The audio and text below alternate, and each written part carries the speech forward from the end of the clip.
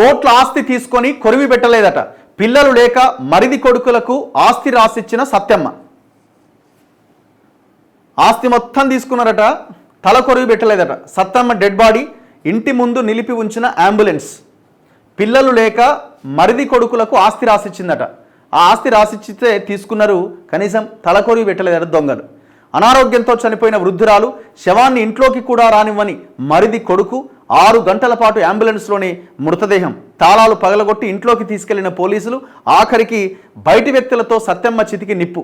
జగిత్యాల జిల్లాలో హృదయ విదారక ఘటన. ఆమె మరిది కొడుకులపై సుమోటోగా కేసు. ఆమెతో పాటు లోపలేసేస్తే అయిపోతుండే. మరి ఆమె అవసరం లేనిది కనీసం ఆమె ఏం అన్నం పెట్టమని కూడా కాదు కదా, ఆమె ప్రాణం పోయింది. ప్రాణం పోయిన తర్వాత ఆమె చితికి నిప్పు పెట్టే ఆలోచన కూడా మనసు కూడా ఈ దుర్మార్గులకు రాలేదంటే ఈ మనుషులా ఏందో చూడండి ఒకసారి. జగిత్యాల జిల్లాలో అమానవీయ ఘటన జరిగింది. ఆస్తి తీసుకున్న కుటుంబ సభ్యులే వృద్ధురాలి చితికి నిప్పు పెట్టేందుకు ముందుకు రాలే. తమ పేరు మీద ఆస్తి రాయించుకున్న మరిది కొడుకులు ఆమె మృతదేహాన్ని ఆమె ఇంట్లోకి అనుమతించలే.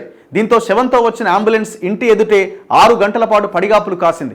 చివరకు పోలీసులు వచ్చి ఆ ఇంటి తాళం పగలగొట్టి మృతదేహాన్ని లోనికి తరలించారు. జగిత్యాల పట్టణంలోని కటికవాడకు చెందిన సాదుల సత్యమ్మ, లక్ష్మణ్ దంపతులకు పిల్లలు లేరు. 20 ఏళ్ల క్రితం లక్ష్మణ్ చనిపోయాడు. దీంతో తనను వృద్ధాప్యంలో చూసుకుంటారని ఆశతో లక్ష్మణ్ సొంత తమ్ముడైన రిటైర్డ్ టీచర్ సాదుల ధర్మపురి కుమారులు సాదుల ప్రసాద్, సాదుల రవికి తనకున్న కోట్ల విలువ చేసే ఇంటితో పాటు ఆస్తి మొత్తాన్ని సత్యమ్మ రాసిచ్చింది.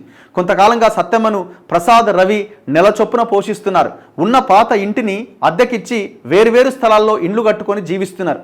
పెద్ద కొడుకు ప్రసాద్ వద్ద ఉంటున్న సత్యమ్మ గత కొన్ని రోజుల క్రితం తీవ్ర అనారోగ్యానికి గురైంది. ప్రైవేట్ ఆసుపత్రిలో చికిత్స పొందుతూ మంగళవారం చనిపోయింది. దీంతో సత్యమ్మ మృతదేహాన్ని పెద్ద కొడుకు ప్రసాద్ సాయంత్రం 4 గంటల ప్రాంతంలో కటికవాడలోని పాత ఇంటి వద్దకు తీసుకొచ్చాడు. ఇద్దరు అన్నదమ్ముల మధ్య ఉన్న ఆస్తి గొడవల నేపథ్యంలో పాత ఇంటి తాళాలు తండ్రి ధర్మపురి వద్ద ఉన్నాయి. వారికి సమాచారం అందించాడు. అయితే ఎంత సమయమైనా తండ్రి ధర్మపురి, తమ్ముడు రవి రాకపోవడంతో అంబులెన్స్లోనే మృతదేహాన్ని ఉంచి రాత్రి 11 గంటల వరకు ఇంటి ఆవరణలోనే వేచి చూశాడు. స్థానికులు గమనించి పోలీసులకు సమాచారం ఇచ్చారు. పోలీసులు వచ్చాక ఆ బాడీని లోపలికి తీసుకుపోయారట. చివరికి ఏమైంది, అంత్యక్రియలు చేసేందుకు సత్యమ్మ మరిది ధర్మపురి, చిన్న కొడుకు రవి రాకపోవడంతో ప్రసాద్ బుధవారం ఉదయం కార్యక్రమాలు నిర్వహించాడు.